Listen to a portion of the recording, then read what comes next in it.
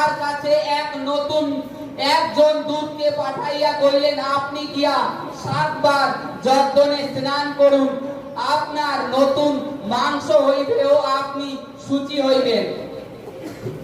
তখন নামান ক্রুদ্ধ হইয়া চলিয়া গেলেন আর কইলেন, দেখো, আমি ভাবিয়াছিলাম তিনি অবশ্যই বাহির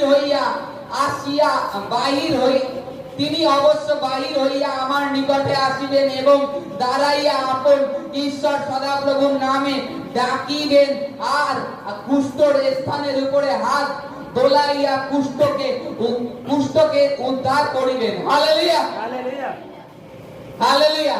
এখানে নামান আরাম রাতের একজন সেনাপতি ছিল, তার নাম নামান।